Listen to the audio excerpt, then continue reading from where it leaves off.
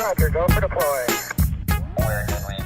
So I think there's two pictures you should put in your mind about AI. First of all, is to make it plural, AIs. There's going to be multiple versions, multiple species. There'll be an entire zoo of all different types of minds.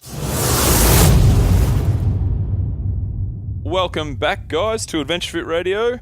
Today, we've got a great show for you. We have the great Kevin Kelly. Kevin Kelly is a futurist. He predicts the future and one of the most interesting men on the planet. In fact, I think Tim Ferriss called him the most interesting man on the planet. And that's a pretty big statement. So this show is quite a short show. How it worked is Kevin Kelly just released a book that I actually have read called The Inevitable, Understanding the 12 Technological Forces That Will Shape Our Future. So it's more trends rather than actual gadgets. It's a fascinating read. And this interview was right at the end of his book, his publicity tour. So what was happening was he'd lined up podcasts and interviews all over the place. And when we reached out to them, their schedule was absolutely full and they couldn't honour our request for an interview. But at the last minute, a slot opened up, and it was a very short slot. But when Kevin Kelly agrees to come on your podcast, you take it up. So we had a really great chat with Kevin. And check out all the stuff that he's done all around the place, guys. If you ever want to look for a really interesting person on YouTube or listen to anywhere else, just Google Kevin Kelly and you'll not be disappointed. So The Inevitable. Check his book out and enjoy the show. This show is brought to you by Quash Creative. Head to quashcreative.com and use the code RADIO to get a free SEO report or report on your current or existing brand. Also, guys, this show is brought to you by Audible. Head to audibletrial.com/ADVF radio for 1 month free trial and also one free audiobook. Also, this show is brought to you by Adventure Fit Travel. Head to www.adventurefittravel.com. Use the code word radio and you'll get 10% off any and all trips. Also, guys, we are rolling out very successful custom private trip offering that we've been setting up with gyms all over the world. So gyms and communities, can be anyone. We've got a couple of corporate clients that have come on board. So if you want to travel for free, have a point of difference in your community, and get a whole bunch of money back into your gym, then email doc@adventurefittravel.com and we'll talk you through that. Other than that, we've got a really exciting array of trips coming up next year. By the time this comes out, we'll have just been in Iceland, which was, you would have seen everyone go and check the photos and videos from that. And very exciting 2018 plan. So head to www.adventurefittravel.com, check out what we've got going on over there, and enjoy the show. Welcome back to Adventure Fit Radio, guys. We are here with futurist Kevin Kelly. Kevin has joined us on the line from his home in the US. And before we throw to Kevin, we are going to throw to Tommy, as usual, for Tommy's tribute. Alrighty, welcome aboard, my friend Kevin. We are going to do a tribute today of Justin Bieber's Home to Mama. All right, so this is going to welcome you in, mate, and hopefully I don't fuck the song up. So here we go.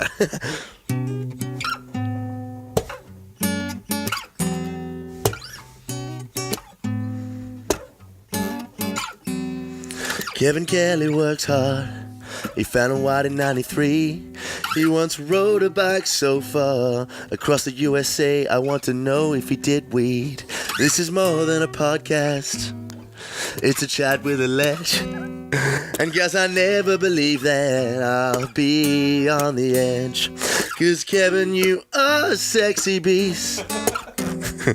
I hope you don't have one of those yeast infections. Life is all good when you're around. Please tell me all about the long new foundation, 'cause I'll take you home to mama. I'll let you meet my friends.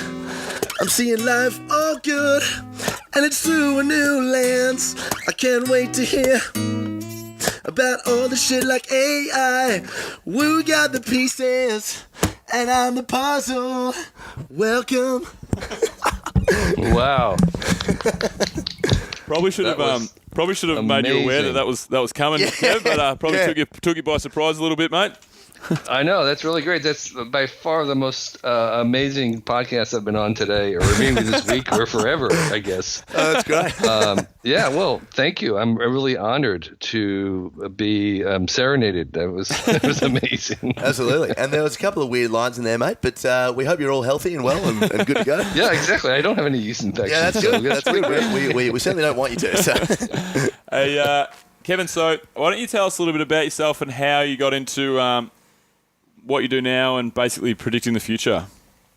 That's a long story, but the short version is that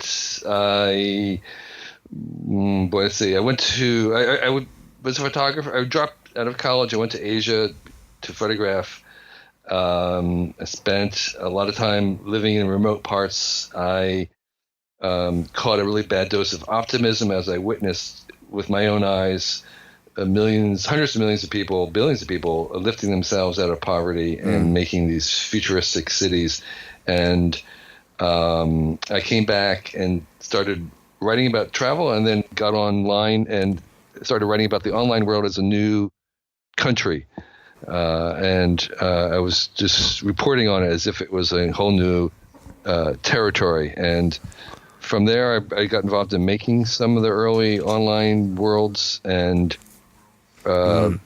drifted into doing other kind of technological cultural things like the Hackers Conference, virtual reality, and then I had the opportunity to co-found Wired, where we were reporting not on technology but the culture around technology.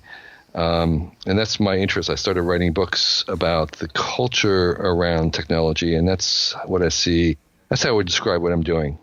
Awesome. And so tell us a little bit about Wired, mate, because obviously it's a big part of your history. So, yeah. Wired, there was a bunch of co-founders. None of us could find a job. We were all unemployable. We were kind of, sort of hippie-ish people who had avoided working for the man. And but we were all magazine junkies, and we felt that there was a space for a magazine that didn't exist. And Louis Rossetto, one of the main founders, described it as he wanted to make a magazine that felt as if it had been mailed back from the future. And so that caught my fancy. And I've been editing another magazine. At one point, it was called Signal, which was covered the same territory as Wired did, but I was interested in the conceptual ideas.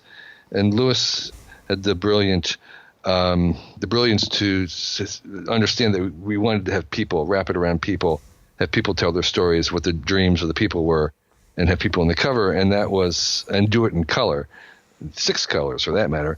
And so that was where that came from. So the designers are also people who had never designed a magazine before, and they tried to break the rules of readability and other aspects of design to make a magazine that seemed as if it had been mailed from the future. Wow. Awesome. So, Kevin, obviously people have always struggled to predict the future, and it's something that you've been quite good at. So looking back on all your history throughout the years, what's your kind of greatest prediction to date so far? You mean one that's been successful? Yeah, one that you've kind of had a bit of an idea of before everybody else. Yeah, what's something that you've been proud of that you thought, geez, I was pretty bloody close with the internet? Yeah. Yeah, so I've been talking from the early or the late 80s about decentralizing having peer-to-peer networks, peer-to-peer bottom-up creation. And so that's something I talked about in Out of Control, which was published in 1994. I was writing it the late 80s. So I would say early 90s, I was describing how you could have these things, fly airplanes, do all kinds of stuff where there were non-experts who were connected peer-to-peer and were able to create really great and good things. And that was, of course, a description of like what the web would do and what these social networks eventually would do. Although I wasn't predicting or describing them as social networks, I was describing the architecture and giving a sense of what the power of that would be able to achieve. Yeah. Okay. So let's go into one of the things that's the most front of mind when people are talking about the future and what's to come, and that's obviously artificial intelligence. I think artificial intelligence, virtual reality is another big one, but AI is the one that everybody's kind of talking about at the moment. Everybody wants to put their 2 cents worth in. Now, I gather from what I've read of your book and what I've heard you speak of before that you're not so much of on the side of the scaremongers and the people that are really worried about basically Skynet and AI taking over. Where do you see AI going into the future, and how's it going to look in your opinion?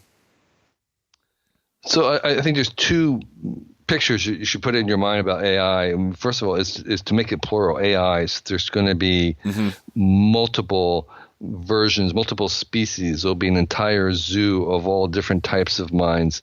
If you can imagine the kind of our own human intellect as being a compound of many different elements, cognitive elements, different modes of thinking, and that we'll combine these elements in thousands of different ways to make different intellectual compounds, different types and species of minds.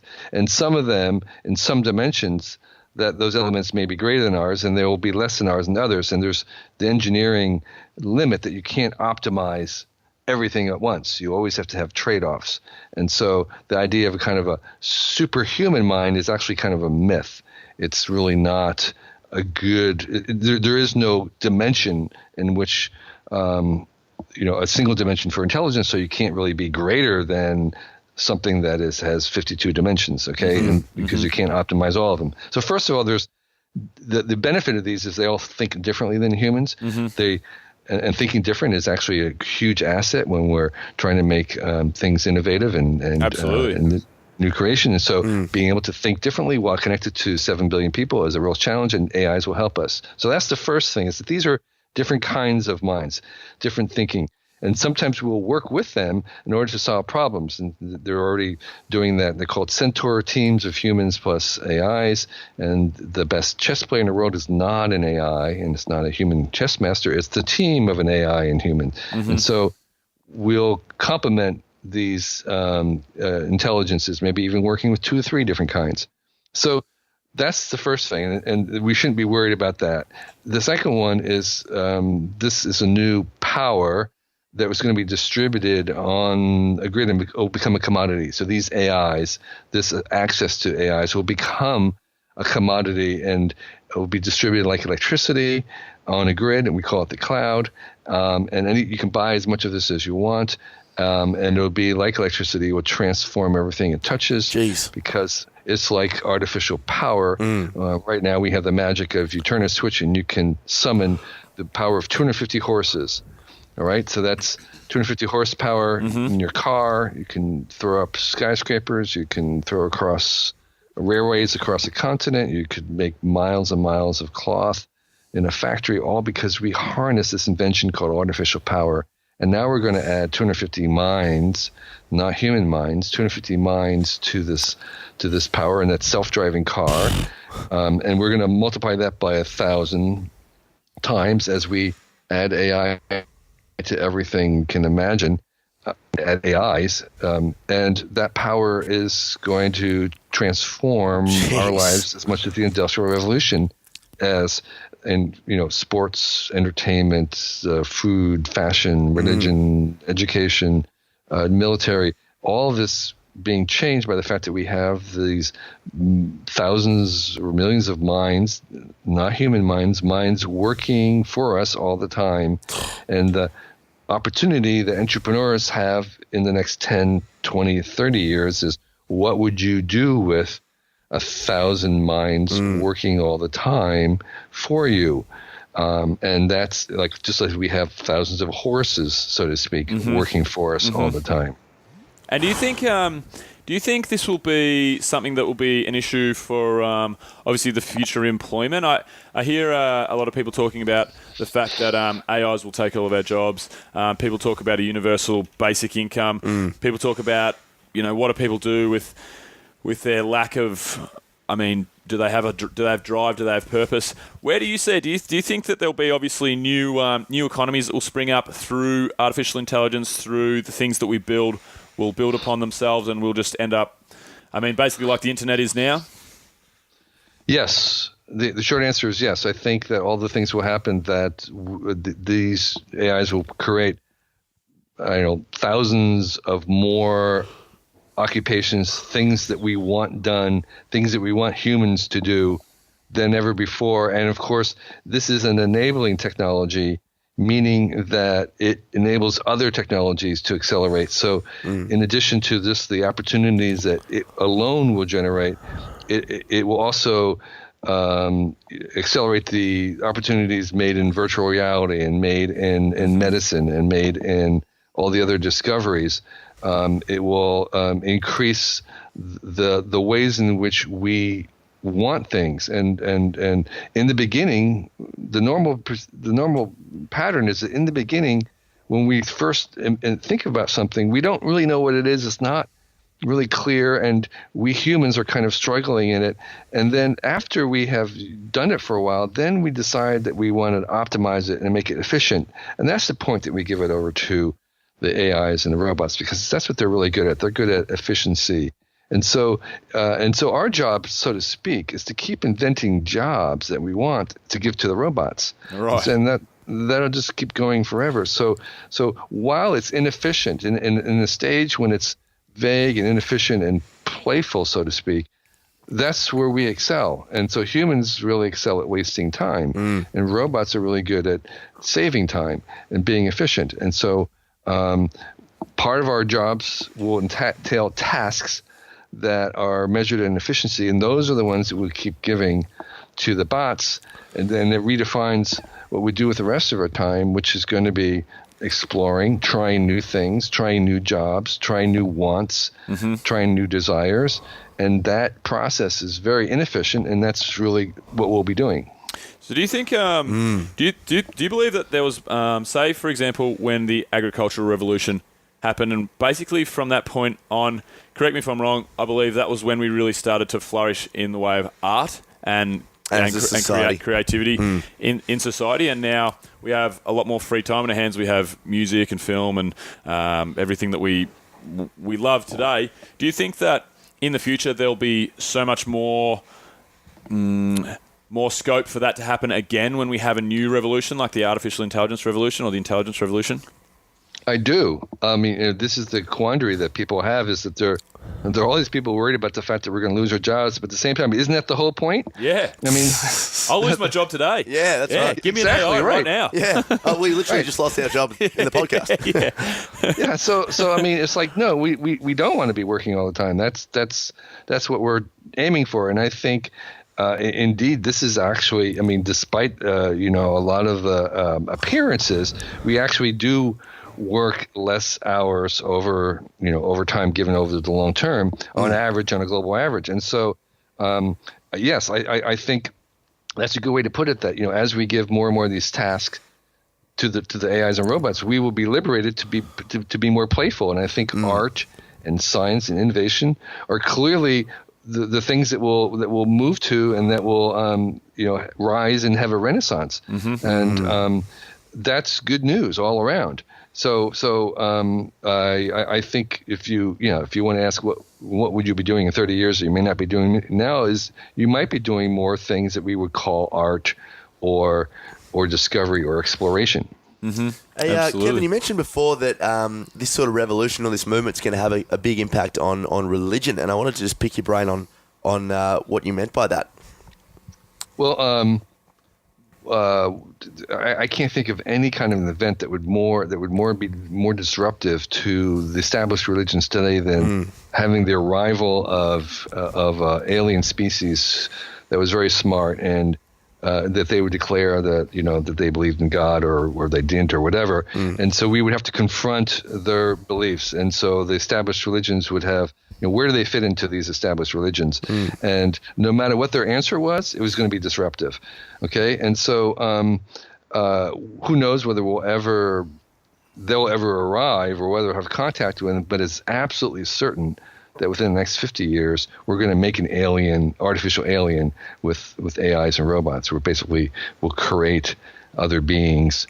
And at that point, they'll have the same effects as having an ET arrive here, because the religions will have to confront the fact that here is a conscious being with a soul, and where do they fit in? And what do we say to them? And, are they covered or not or whatever? And so that is the way in which, and their own proto-spirituality, their own spirituality will have huge effect on how people think about their own. And so in that way, this is going to have a huge effect. And then the second ingredient is, as we continue to mess with our own genes and manipulate and redesign ourselves, we are confronting the fact that our human nature is in flux, and that also is a disruption to the current religions in a spiritual dimension. Is what does that mean? Where does that fit into things?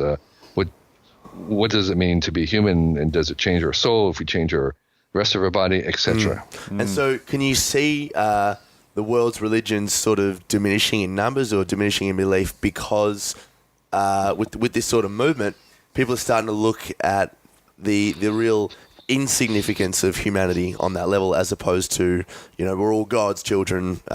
We have so much more significance.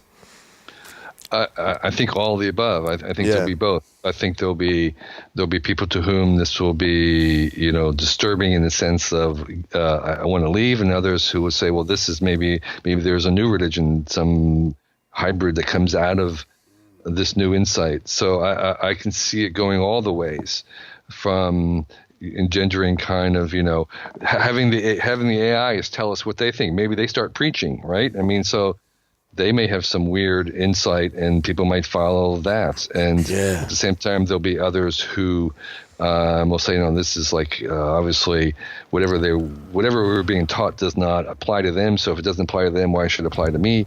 So I think all the scenarios are going to be possible. Let me ask you, Kevin, about something else that's kind of top of mind, especially for me when talking about all this stuff at the moment, and that's VR and AR, I suppose, so virtual reality, augmented reality. Now, I mean, obviously Elon Musk made the interesting claim that he thinks that there's a good chance that we're living in somebody else's simulation, obviously. How do you think on all that? Do you think it's going to get to the point where in a few years we're in the movie Vanilla Sky, I think it was, with Tom Cruise, where you can take the pill and go into the blissful augmented virtual reality, or you can live in our world, which is not perfect? And do you think we'll get to the point in the future where we'll have worlds and abilities to place ourselves in situations that feel as real as the world we live in today, but we can kind of program them and make them as blissful or as entertaining or as what are your thoughts on that? I think certainly. So right now, this year, we have the ability on the movie screen to create a world that's a virtual world that's indistinguishable from reality, right? Yeah. So you can't tell what's been CGI'd and what hasn't been. Yep. Okay. And the thing about it is you don't care, right? Mm-hmm. So it's indistinguishable, but you don't care because you're there for the entertainment. So I certainly think that we can make eventually VRs where you go in and you'll have difficulty telling the difference, but you won't really care. Mm-hmm. Now, the thing about the CGI in the movies is that if you do care, if you really care about it, if there was some political or economic reason for you to care, there'll be ways to tell. There'll be, and if you were really good at being trained, you could actually train yourself to tell the difference. And so what I'm saying is that for most people, and most times, there'll be VRs that will be indistinguishable and you won't care. But if you did really care, you could tell. Mm-hmm. Okay. So yes, well, there'll be those kinds of worlds, and if you don't, if you're going to enter in because you don't care whether it's not, then you'll have a great time. If it was important to be able to tell the difference, there's always ways to be able to tell. Yeah. And what about in terms of a time frame and all this sort of stuff happening? Well, that's not 30 years. That's still a long, long ways away, and I think it doesn't come all at once. Just like the CGI revolution. Yes. In the beginning, there was just occasional things they put in, and eventually they'll do an entire movie, but we still haven't done it. Well, actually, they have with Rin Tin. I mean, they have some, but it's a process. So there'll certainly be parts of that in 10 years, and there'll be more of it in 20 years, and more of it in 30 years. But it's an infinite game, because this is what I'm saying is there'll be some way that you'll be able to tell some little glitch, saying that's not real. And then eventually they'll remedy that, but there'll be something about it that you can tell if you care about it. But for most of the time, we're going to go in and it's like, I'm here because I want to have an adventure in an underworld world, or I want to go to another planet or whatever. And then I'm done. Yep. We know we've got you for limited time today, Kevin. So I wanted to talk to you quickly about do you see a happy future for AI? Because obviously all the news on AI is all it's all the negative stuff that gets publicity. Sam Harris is very skeptical. Elon Musk said things. Stephen Hawking said things about the risks with AI. And I haven't really heard too many people talk very positively about the future of AI, apart from Neil deGrasse Tyson. Neil deGrasse Tyson, from my understanding, believes that why can't it be just a great thing for humanity? So when you talk about all these different types of minds that we're going to create in the future, do you see that AI and what we're on the brink of is going to be all things eradication of disease, hunger, war? Is it going to be just, in your eyes, a super beneficial thing for the human race if we can harness it in the right way? So I think absolutely net gain. This is great news. This is going to be net positive for the entire world and everybody in it. It'll be very much like the Industrial Revolution, which, by the way, had a lot of bad side effects, right? I mean, pollution and other things, but the net gain was positive. And I want to be clear that there is going to be whole new categories of problems created by AI. And there'll be a lot of problems associated with AI, from, ethical challenges to how we prevent them from being biased. There's a very long list. So not a utopian, and I don't think that this is only going to produce good. I think there'll be a large amount of new problems. And I think a lot of the problems that we'll wrestle with in the future will be created by these technologies that we're creating today. And in fact, I would say in general that we, for technology in general, that we only create a little bit more than we destroy each year. Maybe it's like 51%, and we make 49% that is hurtful and destructive. But that difference, even though it's really tiny, can be compounded over centuries, and that's progress. So we don't need much of a differential. Even if it's just a little tiny bit better, that little tiny bit better compounded is progress. And so while And when it's happening, of course, it doesn't look like it's progress, because it looks like 49% of the world is terrible or horrible.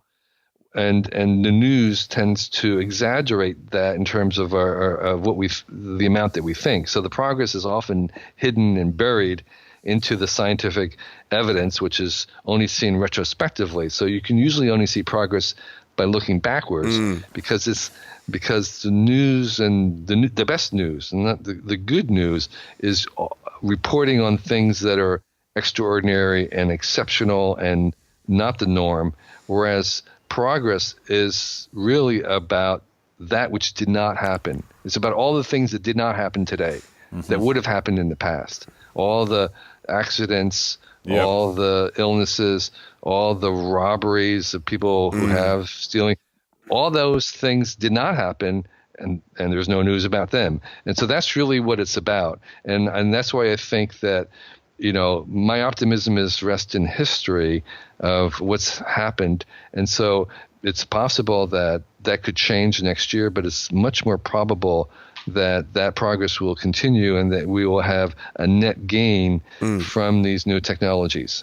And what about some of the, just to play devil's advocate really, but what are some of the negative side effects, I guess, associated with the progress involved? Have you guys started to sort of look upon that side at all?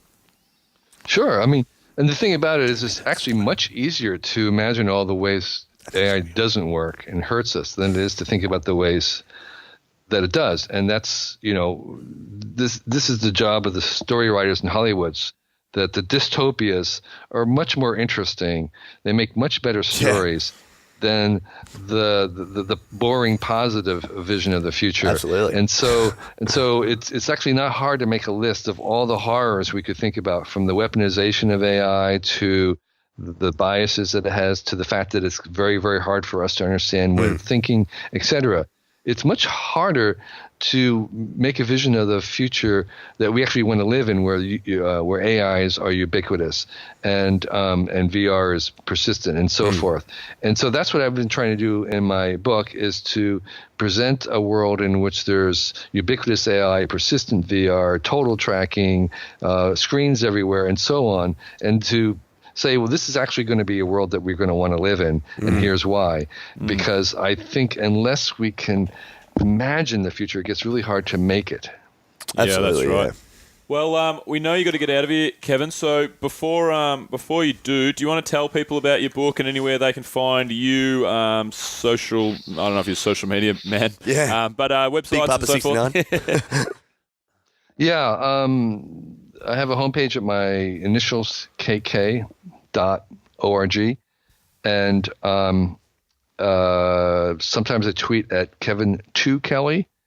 I have on kk.org. We've got Cool Tools, which reviews one cool tool a day. It's a user-generated site, and I have True Films, where I review the best nonfiction documentaries in English.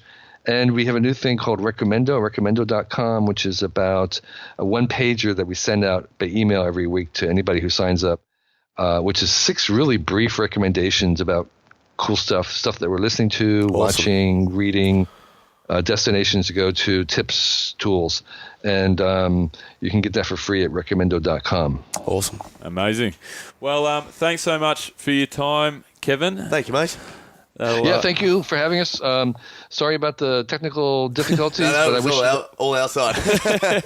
I wish you the best, and thank you for the amazing serenade. That was really absolutely, mate. Once in a lifetime experience. Well, hopefully, if we can get you back on the show, mate, I'll do a part 2 of it, and we can talk some more. Okay, great. Well, cool. Thank you. Thanks a lot, Kevin. Bye-bye. All right. If you liked that show, guys, make sure you subscribe. And if you've already gone and done that, then please leave us a rating and review. Also, if you want anything from the show notes, they can be found at www.adventurefittravel.com/radio.